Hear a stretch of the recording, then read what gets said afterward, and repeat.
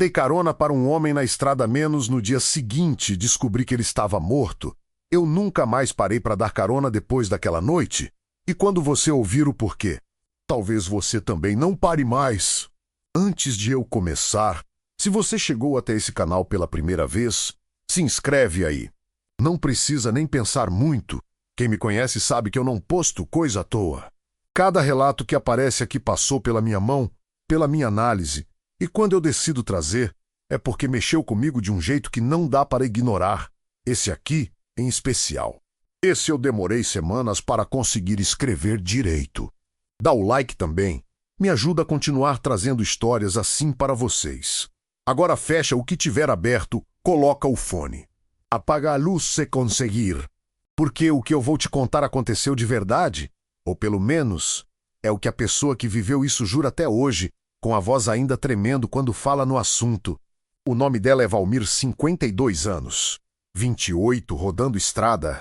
E essa foi a última vez que ele parou para pegar alguém no acostamento. Parte 1, a estrada que você conhece de memória tem coisa que só um caminhoneiro entende de verdade. Não é o cansaço. Todo mundo fala do cansaço, da distância, do tempo longe de casa. Isso qualquer pessoa consegue imaginar, pelo menos em partes. O que a maioria não consegue entender, o que você só sente quando está lá, sozinho, às 2 da manhã num trecho de 300 quilômetros sem posto, sem cidade, sem absolutamente nada dos dois lados da pista menos é o silêncio dentro da sua própria cabeça. Não é o silêncio de fora. Lá fora nunca é silêncio. O motor está sempre presente, grave e constante, como um coração mecânico que você aprende a ignorar com o tempo, mas que nunca some de verdade. O asfalto faz barulho embaixo dos pneus. Um sussurro ritmado que muda de tom conforme o trecho. O vento pressiona a lateral da cabine. O rádio PX fica cuspindo estática e voz entrecortada de outros motoristas falando de posto, de radar, de trecho ruim logo à frente. Não, o silêncio que eu estou falando é o de dentro. Valmir me explicou assim, depois de umas 10 horas de viagem. Especialmente de madrugada. A sua mente entra num estado que ele chama de piloto automático fundo. Não é sono. Você está acordado, está dirigindo, está tomando decisão. Mas uma parte de você se desligou, como se seu cérebro tivesse economizando energia, desligando os cômodos que não estão sendo usados no momento. Nesse estado, você pensa diferente. As memórias aparecem de um jeito mais vivo. Você pode estar lembrando de uma discussão que teve com a sua mulher 3 anos atrás e sentir como se fosse agora. Pode estar planejando o que vai falar para o seu filho no fim de semana como se ele estivesse do seu lado. O tempo fica estranho. 1 hora passa como 15 minutos. Às vezes 15 minutos parecem 1 hora. Valmir faz esse trajeto de Cuiabá até São Paulo, pela BR-364 e depois pela Anhanguera menos faz esse trajeto há mais de 12 anos. Ele conhece cada curva, cada subida, cada trecho onde a sinalização some por um bom tempo antes de reaparecer. Conhece os postos que fecham cedo e os que ficam abertos a noite toda. Conhece os locais onde a neblina costuma aparecer mesmo no tempo seco. Conhece os buracos que a prefeitura nunca conserta. Ele conhece aquela estrada como conhece a própria mão. E foi justamente isso que tornou o que aconteceu naquela noite tão impossível de ignorar. Porque o que aconteceu não tinha como ter acontecido. Era uma quinta-feira. Começo de outubro, se não me falha a memória, disse ele. O calor ainda não tinha chegado com força, mas já dava para sentir que o verão estava chegando. O céu estava limpo quando ele saiu de Cuiabá às 18 horas, carga de grãos, destino Campinas. Previsão de chegar por volta das 8, 9 da manhã do dia seguinte. Dependendo do tráfego na entrada de São Paulo, viagem padrão rotina. Ele parou para jantar num restaurante de beira de estrada que ele frequenta sempre que faz esse trecho. Um lugar sem nome na placa, mas que os motoristas chamam de Dona Geralda por causa da proprietária menos uma senhora baixinha, de cabelo branco, que serve um feijão tropeiro que Valmir jura que é o melhor que já comeu na vida. Ficou uns 40 minutos. Conversou um pouco com outro motorista que conhecia de vista, tomou 2 cafés, voltou para a cabine. Eram 22h30 quando ele retomou a estrada. O trecho que vinha a seguir ele gosta. É um dos mais tranquilos da rota menos movimento. Asfalto razoavelmente bom, poucas curvas fechadas. Dá para manter uma velocidade constante sem sobressalto. Boa parte dos caminhoneiros detesta esse trecho justamente porque é monótono demais. Diz que o tédio cansa mais que a atenção. Mas Valmir sempre achou esse trecho reconfortante, previsível, seguro. Ele ligou o rádio PX no canal que costuma usar. Tinha pouco movimento, uns 2 ou 3 motoristas trocando informação sobre um radar que tinha aparecido mais à frente. Perto de um trevo que ele já conhecia, nada fora do comum. Por volta de meia-noite 15, ele passou por um posto de combustível, o último antes de uma longa faixa sem abastecimento. Considerou parar, mas o tanque estava confortável, passou direto. A partir daí, a estrada ficou deserta. Não de um jeito estranho, simplesmente deserta como costuma ser àquela hora. De vez em quando um carro aparecia no sentido contrário, os faróis riscando a noite por um segundo antes de sumirem. Mas no sentido dele, nada. Só a faixa de asfalto se abrindo à frente dos faróis e o escuro absoluto dos dois lados. Valmir me contou que estava num estado tranquilo, não sonolento. Ele é muito rigoroso com isso. Parou de dirigir com sono depois de um susto que levou anos atrás. Mas no estado que ele descreveu antes, o piloto automático fundo. A mente presente, mas não totalmente ancorada. Ele estava pensando na filha. Ela tinha passado num vestibular faz poucos dias. Engenharia civil numa universidade federal. Ele estava imaginando o dia da formatura dela. Como ia ser, quantos anos faltavam. Se ele conseguiria estar em melhor situação financeira até lá para dar uma festa decente. Pensamentos de pai. Pensamentos normais. Foi aí que ele viu a figura no acostamento. Parte 2. O homem à beira da estrada. Ele apareceu nos faróis como qualquer coisa aparece naquele tipo de estrada escura, de repente. Saindo do nada. Como se o mundo terminasse exatamente ali onde a luz chegava e tudo além fosse criado na hora que você avançava. Um homem em pé no acostamento, do lado direito. Não agitando os braços. Não fazendo sinal nenhum. Apenas parado. De frente para a pista, olhando as luzes se aproximarem. Valmir levantou o pé do acelerador por instinto. Não chegou a frear de vez, mas reduziu a velocidade o suficiente para passar mais devagar e olhar melhor. O homem tinha uns 50 anos, talvez um pouco menos, altura média. Vestia uma camisa social de manga comprida menos azul escuro ou cinza.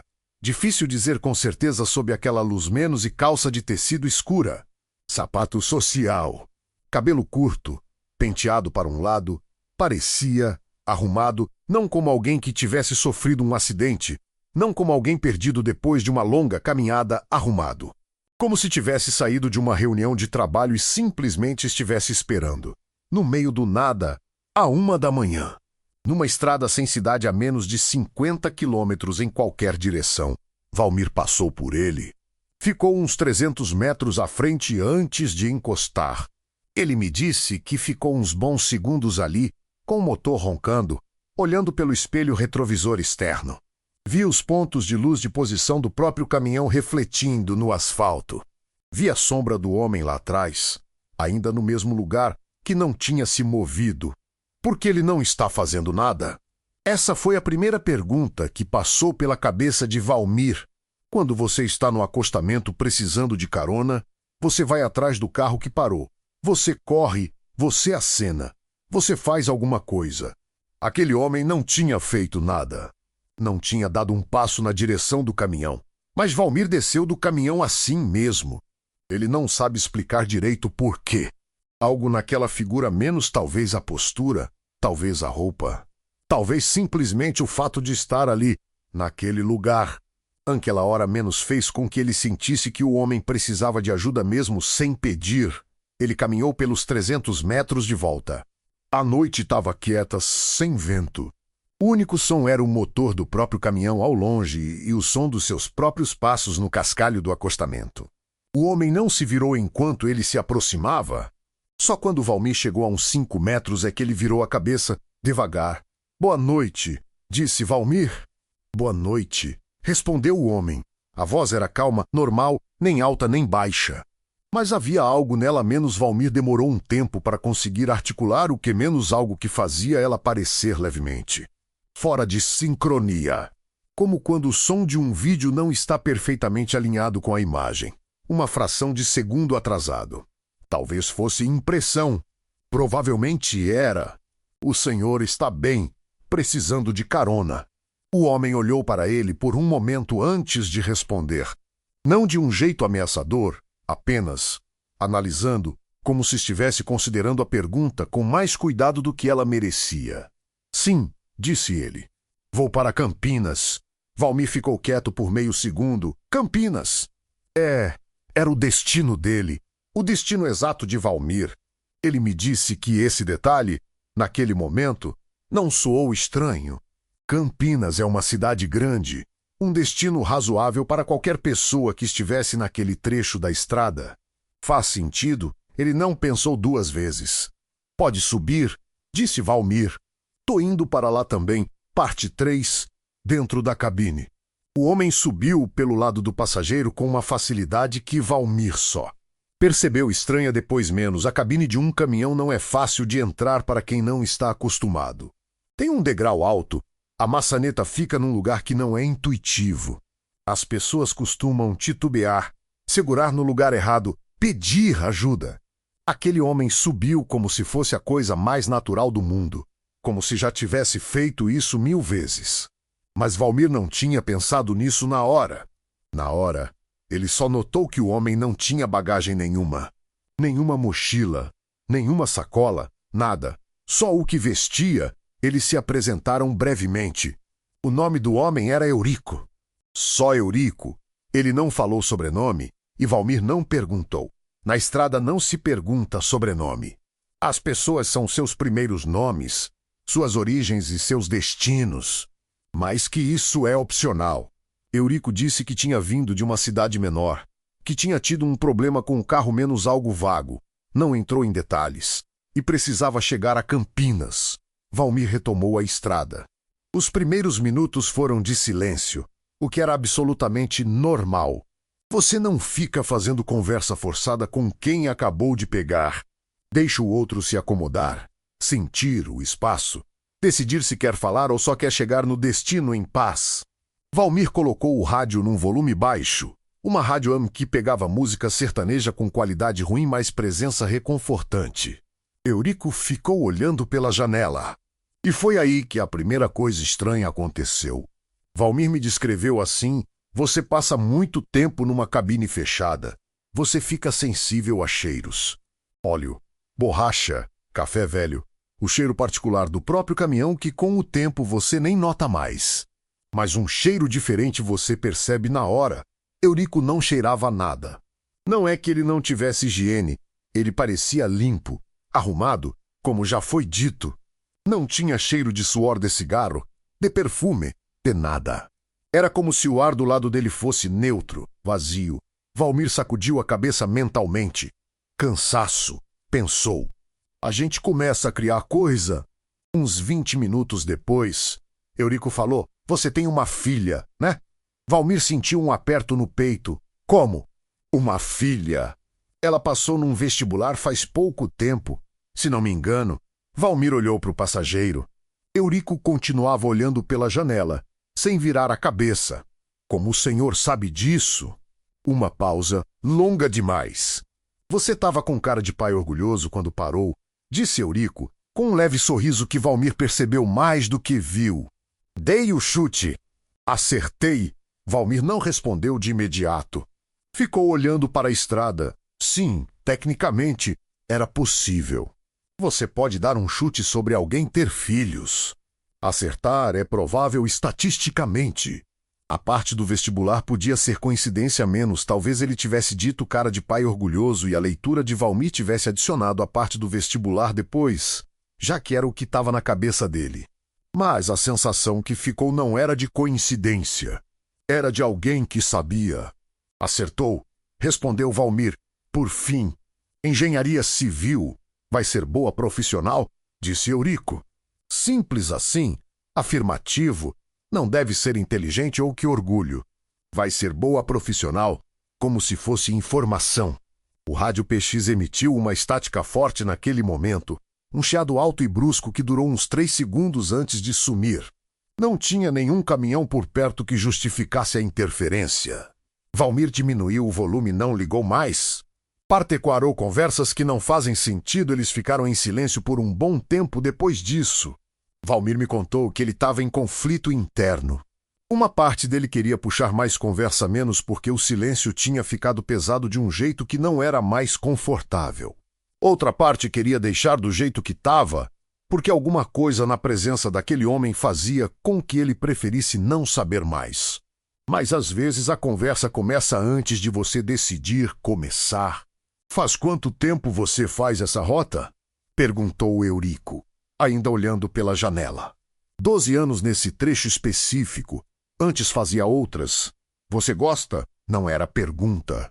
Gosto, confirmou Valmir. Conheço cada pedaço dessa estrada. Me sinto em casa. Esse trecho aqui especificamente. Você conhece bem o quilômetro 347?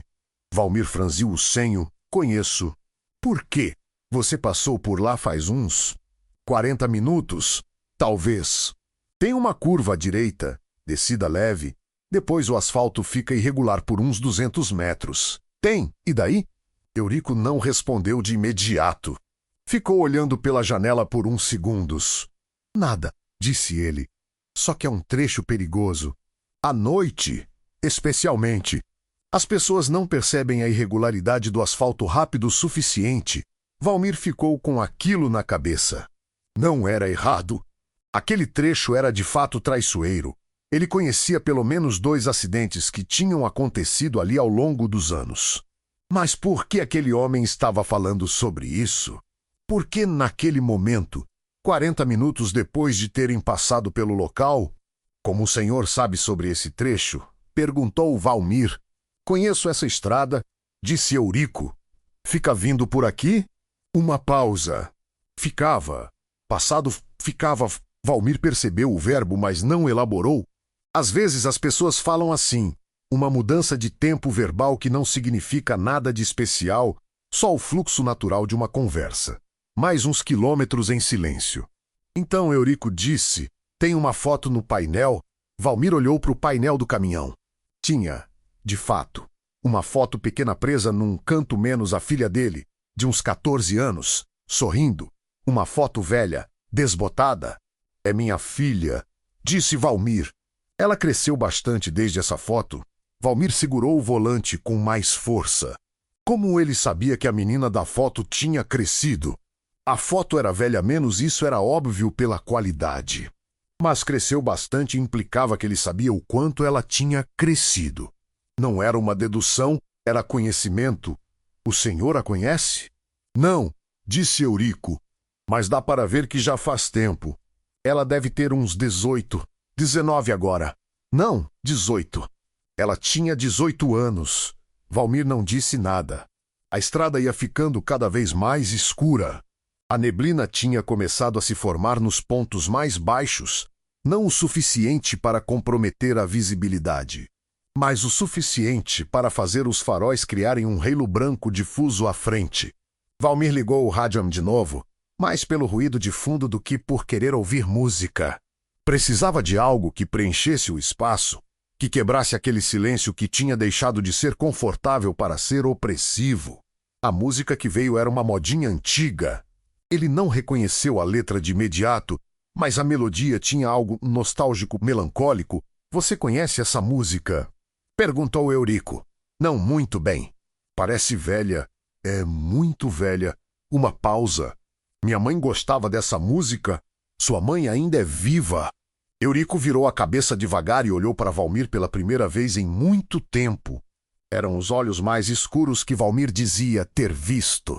Não de uma cor específica menos, apenas escuros.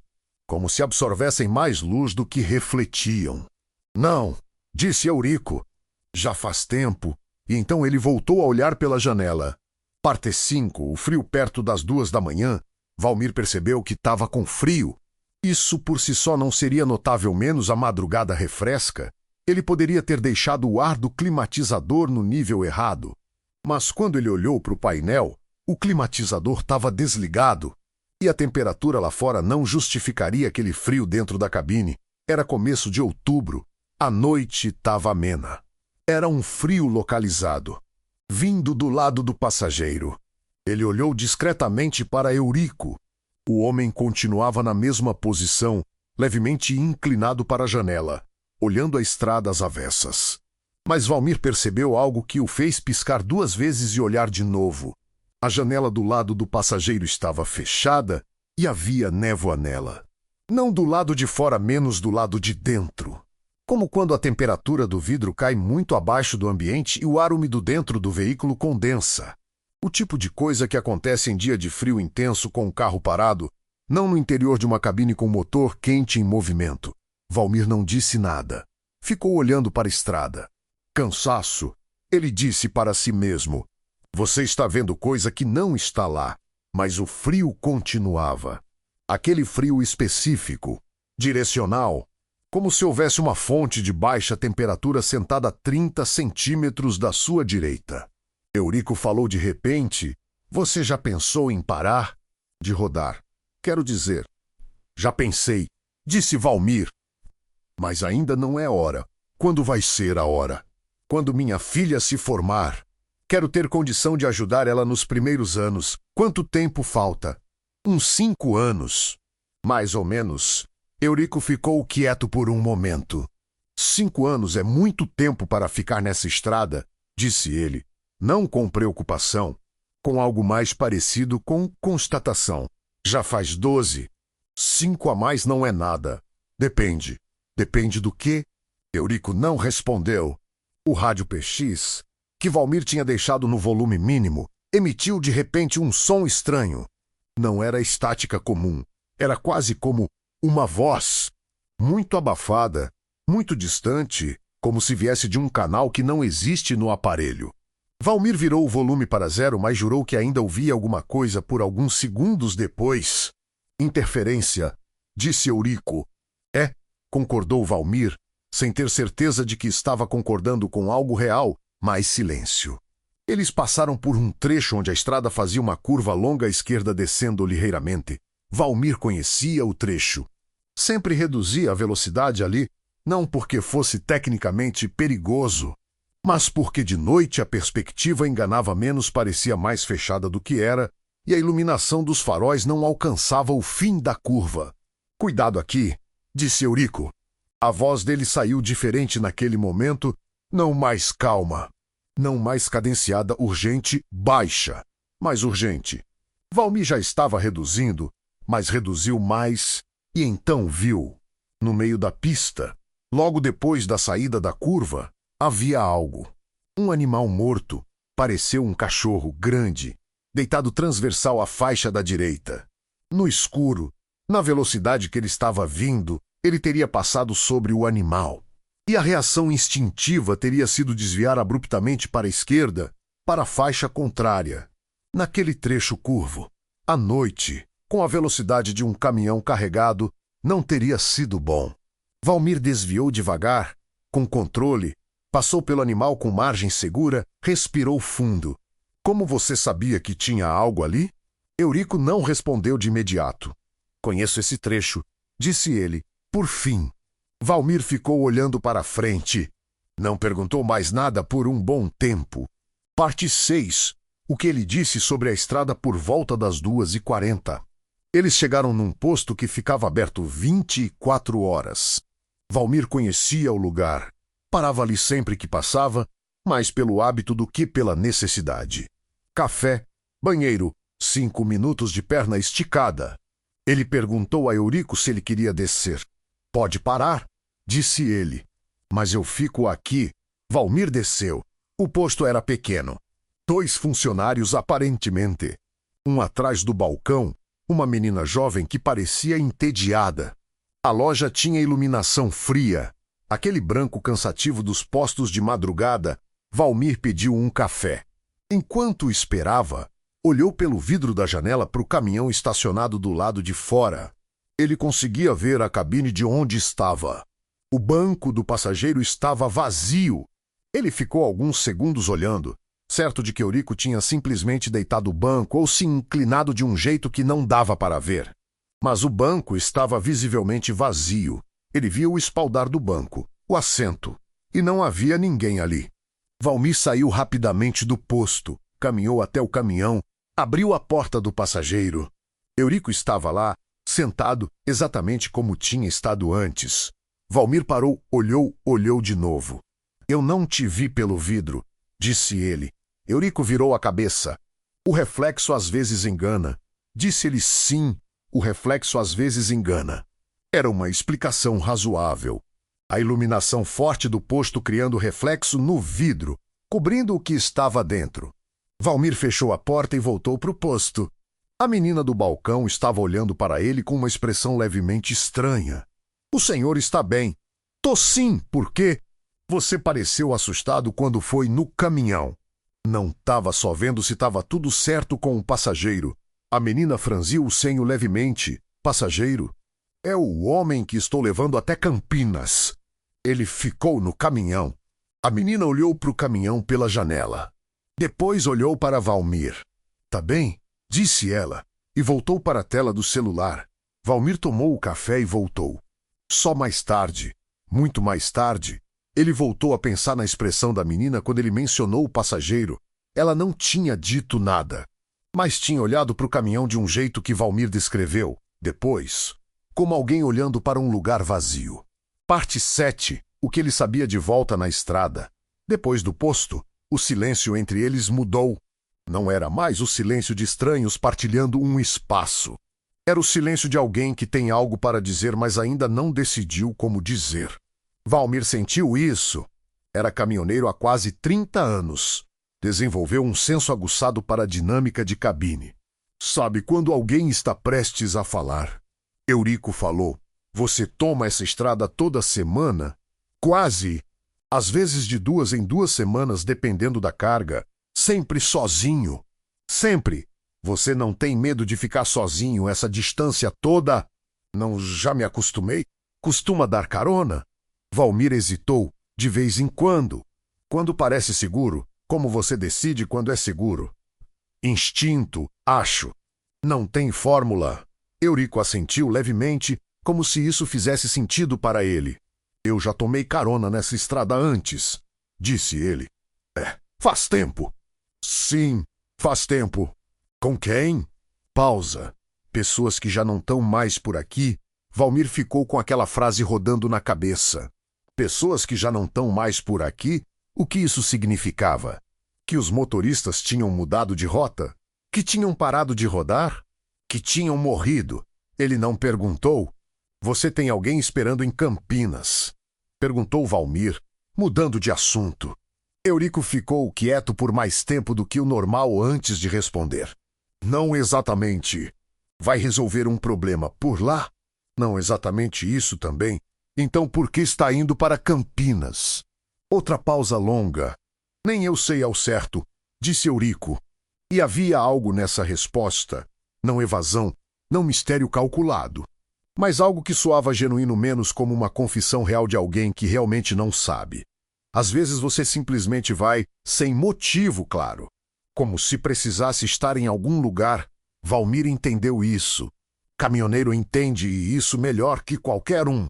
Entendo, disse ele. Eles ficaram em silêncio por mais alguns minutos. Então Eurico disse algo que Valmir não conseguiu encaixar em nenhuma lógica. Você vai ter um problema no diferencial antes de chegar em Campinas. Valmir virou a cabeça. Como assim? O caminhão, o diferencial traseiro. Vai dar problema antes de Campinas. Você é mecânico? Não. Então por que está me dizendo isso? Eurico virou a cabeça e olhou para ele novamente. Aqueles olhos escuros, sem brilho próprio, absorvendo a luz fraca da cabine. Porque é melhor você saber antes. Você não pode saber isso. Não tem como. Não. Uma pausa. Mas eu sei. Valmir ficou olhando para frente. O caminhão estava funcionando perfeitamente. Nenhum sinal, nenhum barulho anormal, nenhuma vibração fora do padrão. Era um caminhão bem mantido. Ele fazia revisão religiosamente, mas a frase ficou. Grudou num canto da mente e ficou ali, pulsando baixinho. Parte 8, o homem desaparece. Eram 3h20 da manhã quando Eurico disse que queria descer. Aqui, eles estavam no meio de um trecho absolutamente sem nada.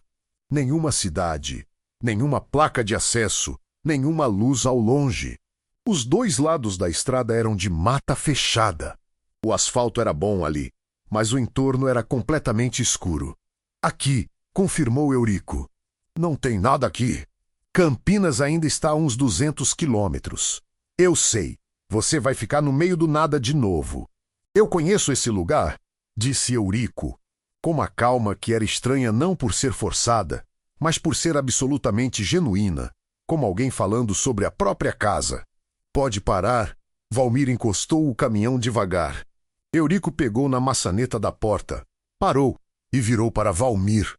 Cuide do diferencial assim que chegar. Não espera chegar na empresa. Tá bom, disse Valmir, porque não sabia o que mais dizer. E a sua filha? Eurico fez uma pausa. Ela vai precisar de você lúcido. Presente. Não apenas presente de corpo. Valmir ficou olhando para ele.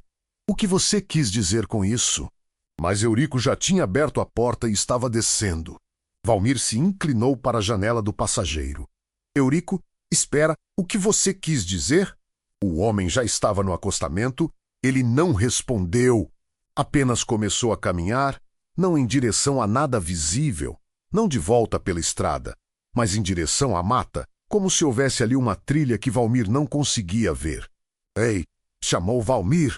O homem não parou. Os faróis traseiros do caminhão iluminavam o acostamento. Valmir ficou olhando pelo espelho retrovisor enquanto a figura de Eurico caminhava em direção à beira da mata. E então, num momento, não estava mais lá, Valmir ficou olhando para o espelho por um bom tempo, a estrada vazia. O acostamento vazio. A beira da mata escura e imóvel. Nada. Ele desceu do caminhão. Caminhou até o ponto onde Eurico tinha saído. Olhou para a mata.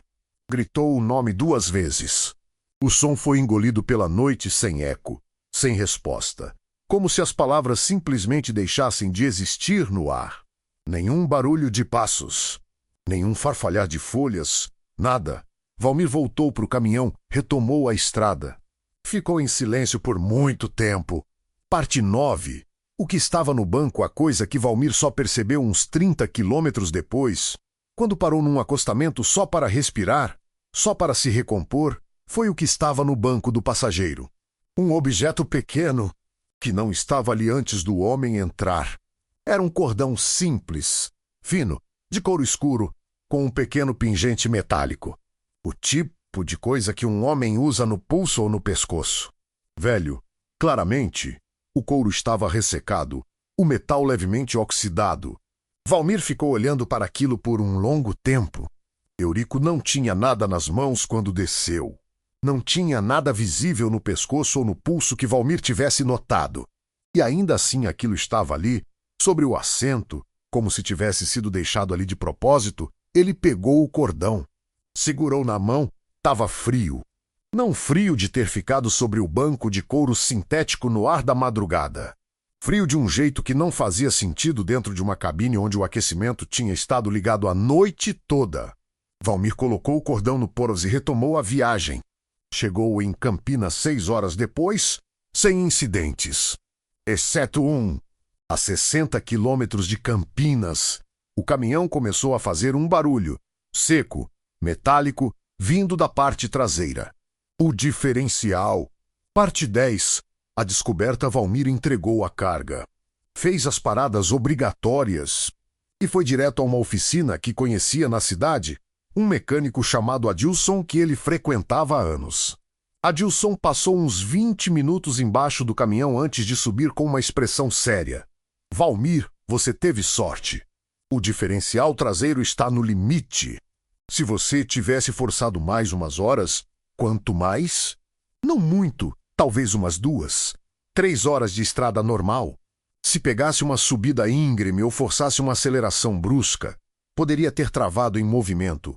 Valmir ficou parado. Quando isso começou, progressivo.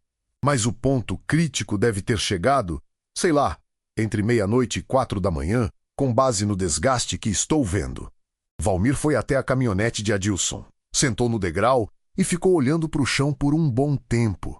Eurico tinha falado do diferencial às 3 da manhã, quando eles ainda estavam numa estrada vazia, a 200 quilômetros de Campinas, sem nenhuma forma humana possível de saber. Valmir voltou ao hotel onde costumava ficar naquelas viagens. Dormiu por quase 12 horas seguidas, o que era incomum para ele, porque Valmir não costumava dormir bem longe de casa. No dia seguinte, de manhã, ele foi tomar café num posto que ficava na saída da cidade, o tipo de lugar que os caminhoneiros usam como ponto de encontro. Tinha uns 4, 5 motoristas ali. Papo de estrada, que é sempre uma mistura de notícia, reclamação e história. Valmir se sentou, pediu um café com leite e um pão com manteiga e ficou ouvindo a conversa dos outros. Foi um deles, um motorista mais velho, de chapéu, chamado Beto, que mencionou. Estava passando justamente por esse trecho quando ouvi no rádio. Aquela curva antes do quilômetro 412, sabe? Trecho que a galera chama de curva do descuido. Quando foi isso? Perguntou outro. Domingo, disse Beto. Domingo retrasado. Homem de Maed vinha de carro pequeno, parece que dormiu ao volante. Bateu na barreira de proteção, capotou, foi para a mata. Até o dia seguinte ninguém encontrou, porque ficou fora da estrada. Valmir estava ouvindo com atenção moderada. Acidentes naquela estrada não eram raros. Sobreviveu? Não, disse Beto. Morreu na hora, segundo a perícia. O impacto foi forte. Família. Parece que ia visitar alguém em Campinas. Morava numa cidade pequena no Mato Grosso. Algo fez Valmir firmar. Como era o homem? Beto olhou para ele. Por que você pergunta? Curiosidade? 50 e tantos anos. Bem arrumado para o que você esperaria de alguém que capotou. Segundo quem atendeu menos, aquele tipo que usa camisa social mesmo no calor. Entende? O tipo de homem que se cuida. Valmir colocou a xícara no balcão devagar. Você sabe o nome dele? Beto olhou com mais atenção agora. Não sei de cabeça. Por que você pergunta? Valmir, você conhecia? Não, disse Valmir. Acho que não, mas ele saiu dali e foi procurar. Parte 11. A notícia ele achou em 20 minutos, no celular, numa busca simples. O acidente tinha sido noticiado num portal de notícias regional do Mato Grosso. Pequena nota, sem muito destaque. O tipo de matéria que fica na seção de polícia entre outras notas do dia. Homem morre em acidente na Brasil na madrugada de domingo. A vítima tinha 53 anos. Vinha de uma cidade no interior de Mato Grosso.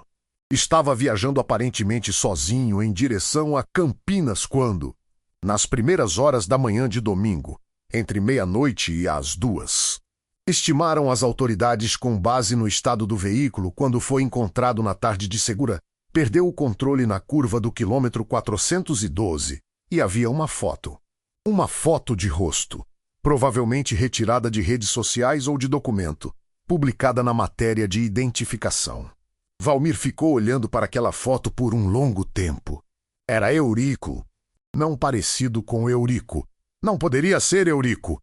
Era Eurico. A mesma linha do rosto, o mesmo cabelo curto, o mesmo olhar denso, escuro, que absorvia a luz sem devolver nada. O homem que Valmir tinha dado carona na noite de quarta para quinta menos 2 dias após a morte confirmada daquele homem, era o homem da foto. Valmir foi para o banheiro do posto. Ficou lá por uns 10 minutos. Quando voltou, Beto ainda estava no balcão. Você foi embora e voltou. Tá bem. Rapaz? Beto, disse Valmir. Domingo retrasado, o acidente. Você sabe em que trecho exato da estrada foi? Beto pensou por um segundo. Pelo que ouvi, quilômetro 412, aquela curva longa que desce. Depois do posto do Caetano, o quilômetro 412, o trecho que Eurico tinha mencionado especificamente, o trecho do quilômetro 347, a curva depois do posto. Valmir tinha feito os cálculos. O quilômetro 347 e o quilômetro 412 não eram o mesmo lugar, mas eram próximos o suficiente para que um homem que morreu naquela área da estrada conhecesse cada centímetro daquele asfalto. Parte 12. A tentativa de racionalizar Valmir ficou em Campinas mais 2 dias do que o planejado. Não porque tinha carga extra, mas porque não conseguia encarrar a ideia de pegar aquela estrada de volta. Ficou no hotel, ficou pensando. Ele é um homem prático? 28 anos de estrada te tornam prático por necessidade. Você aprende a resolver problema, a não se perder em especulação, a focar no que pode ser feito. Mas naqueles 2 dias, a praticidade não estava funcionando. Ele tentou a hipótese mais razoável primeiro, engano de identidade. A foto que ele tinha visto era pequena, de resolução ruim, num portal de notícias regional. Talvez Eurico fosse apenas muito parecido com o homem da foto. Rostos similares existem. Coincidências existem. Mas o nome, a matéria dizia o nome completo da vítima. Eurico Dantas Moreira, Eurico, o mesmo nome.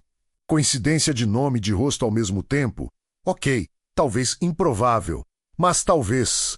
Então ele tentou a segunda hipótese, alucinação parcial.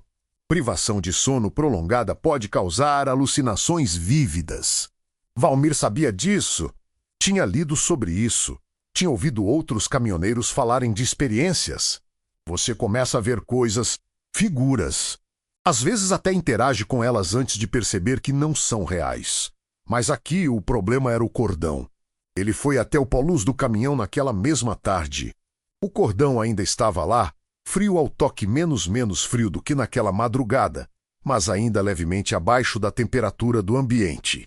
Você não alucina um objeto físico que permanece após a alucinação. Terceira hipótese. Outra pessoa tinha entrado no caminhão enquanto ele estava no posto e deixado o cordão ali. Talvez Eurico fosse um vigarista especializado em caminhoneiros. Entrava nos caminhões, testava a reação dos motoristas, tentava extorquir ou roubar. Mas nada tinha desaparecido do caminhão. Não havia o que roubar na cabine além do próprio caminhão. E o comportamento de Eurico durante toda a viagem não combinava com nenhum esquema que Valmir conseguia imaginar. Quarta hipótese. Ele tinha se confundido com a data.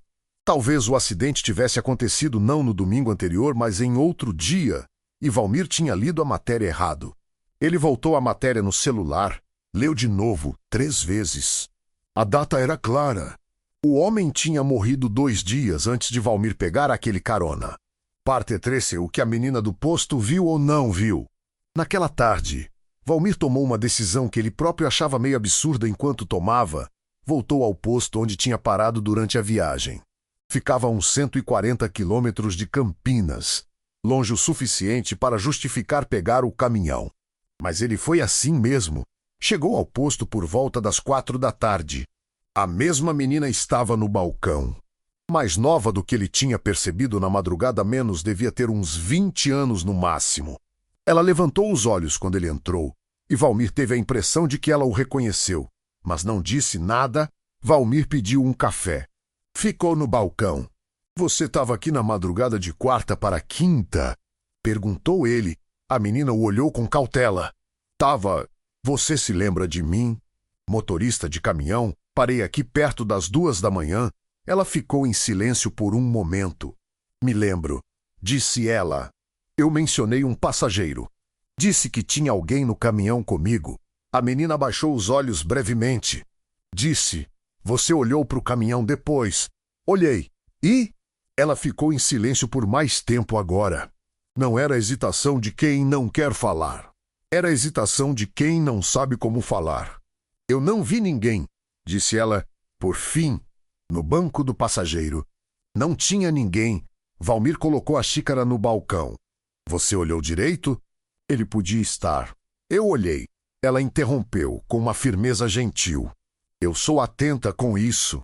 Meu chefe faz questão. Sabe como é? Segurança. Quando um motorista sozinho para e menciona passageiro, a gente presta atenção, uma pausa. Não tinha ninguém no banco. Valmir ficou parado. E você não falou nada na hora por quê? Porque não era meu negócio, disse ela. Caminhoneiro de madrugada falando de passageiro que eu não vejo. Pode ser muita coisa. Não ia ficar questionando. Valmir agradeceu, deixou o dinheiro do café no balcão e foi embora. Parte 14. O retorno ele voltou para casa 2 dias depois. Tinha que voltar. Vida continua, trabalho continua. As contas não esperam. Fez a rota de volta durante o dia. Saiu cedinho, com luz. De propósito. Não queria aquela estrada de noite, não ainda. Passou pelo quilômetro 412, parou o caminhão no acostamento uns 200 metros antes da curva e ficou olhando. Era um trecho bonito, na verdade. A mata fechada dos 2 lados, a estrada descendo suavemente à frente, o céu aberto acima. De dia, com sol, parecia um lugar completamente comum, mas tinha marcas na barreira de proteção do lado direito da pista. Marcas de tinta e metal, o tipo que fica depois de um impacto violento. A barreira estava dobrada num ponto, amassada de um jeito que não era antigo. O metal ainda não tinha oxidado o suficiente. Era ali que Eurico Dantas Moreira tinha morrido. Valmir ficou parado por um longo tempo olhando para aquelas marcas. Pensou em tudo que o homem tinha dito durante a viagem. O diferencial, a curva com o animal morto. A filha, os 5 anos. Você vai ter um problema no diferencial antes de chegar em Campinas. O diferencial tinha falhado exatamente quando Eurico tinha dito que falharia. Cuidado aqui. O aviso na curva tinha impedido um desvio brusco que poderia ter sido catastrófico. Valmir ficou pensando o que teria acontecido se ele tivesse chegado àquela curva na velocidade normal, com o diferencial no estado em que estava. Um animal morto no meio da pista, uma reação brusca de volante, uma falha mecânica ativada pelo esforço súbito. Ele não queria terminar esse raciocínio. Mas o raciocínio terminou sozinho, quieto, naquele acostamento ao sol. Eurico não tinha pedido carona naquela noite. Eurico tinha dado carona. Patkenzuki ficou. Valmir me contou essa história numa tarde de sábado, sentado na varanda da casa dele, com um copo de chimarrão na mão que ele não estava bebendo, só segurando, como se precisasse de algo para segurar. Ele é um homem grande, de mãos grossas e olhar direto. O tipo de pessoa que você olha e sente que é difícil de impressionar, difícil de abalar. Mas enquanto falava, as mãos tremiam levemente. Voltei a fazer aquela rota, ele disse. Não ia parar de trabalhar por causa disso. Mas fiz algumas coisas diferentes. Reviso o caminhão mais. Durmo direito antes de sair e ele parou. E o quê? Nunca mais passei por aquele trecho sem reduzir no quilômetro 347, na curva que ele mencionou. Sempre reduzo, sempre olho. E o cordão? Ele olhou para as próprias mãos. Tá aqui, virou o pulso. Um cordão fino, de couro escuro, com um pequeno pingente metálico levemente oxidado. Você usa? Faz uns 3 meses, disse ele. Não sei por que, parece correto, parece que devia estar aqui. Ficamos em silêncio por um momento. Você acredita que foi ele de verdade? Perguntei, que era o Eurico. Valmir ficou olhando para o horizonte por um longo tempo antes de responder. Eu acredito no que eu vi, no que eu ouvi, no que eu toquei. Uma pausa. Se você me perguntar se era um fantasma, eu não sei, não tenho essa palavra para isso. Fantasma é coisa de filme, de história de assustar criança. Ele virou o copo de chimarrão nas mãos. O que eu sei é que aquele homem estava no meu caminhão. Que ele sabia coisas que não tinha como saber. Que ele me avisou de coisa que me salvou. Talvez, por que ele faria isso? Valmir olhou para mim. Porque ele não conseguiu chegar onde queria ir, disse ele, com uma simplicidade que me deu um frio. Mas eu podia. E ele sabia. Fiquei com essa frase por muito tempo depois. Porque talvez seja essa coisa mais perturbadora de toda essa história. Não o medo, não o sobrenatural, não a impossibilidade lógica do que aconteceu, mas a ideia de alguém que ficou preso num momento, num trecho de estrada, incapaz de completar o caminho que tinha planejado, e que usou a única oportunidade que ainda tinha para ajudar alguém a não acabar no mesmo lugar. Epílogo, o que Valmir não me contou até o fim. Havia uma última coisa. Ele só me contou quando eu já estava de pé, pronto para ir embora. Disse do jeito que as pessoas dizem as coisas que mais pesam menos de lado, de passagem, como se fosse um detalhe menor. Mês passado eu estava voltando de Campinas, de madrugada, porque não tinha dado para sair antes, e passei pelo quilômetro 412 e reduzi, como sempre. Olhei para a beira da estrada, ele parou. Tinha alguém lá, parado no acostamento, do lado direito. Senti minha respiração prender. Como ele estava? Camisa social? Cabelo penteado? Você parou? Valmir me olhou. E pela primeira vez desde que tínhamos começado a conversar, não consegui ler a expressão dele. Não era medo, não era alívio. Era algo mais complexo que isso. O tipo de coisa que acontece com uma pessoa quando precisa tomar uma decisão impossível e toma mesmo assim. Parei, ele disse. Ficou quieto. E insisti. Banco do passageiro estava vazio quando cheguei em Campinas, disse Valmir. Mas o cordão estava no banco, do lado de fora. Como se alguém tivesse tirado do pulso e deixado ali. Ele olhou para o cordão no próprio pulso. Acho que ele finalmente chegou onde queria ir. Se você chegou até aqui, você sabe por que essa história me fez parar durante semanas. Não é só terror. É algo mais difícil de nomear, algo que fica. Valmir ainda roda aquela estrada toda semana. Quase. Sempre reduz no quilômetro 347, sempre olha. E se você um dia pegar aquela rodovia de madrugada menos, se você pegar qualquer rodovia de madrugada menos e ver alguém parado no acostamento, só parado, sem acenar, sem se mover, bem, aí é você quem decide. Deixa o seu comentário me dizendo o que você teria feito. E se você tem um relato para me mandar menos, algo que aconteceu contigo na estrada, ou com alguém que você conhece, você sabe onde me achar, eu vou estar aqui. Lendo tudo. Fim.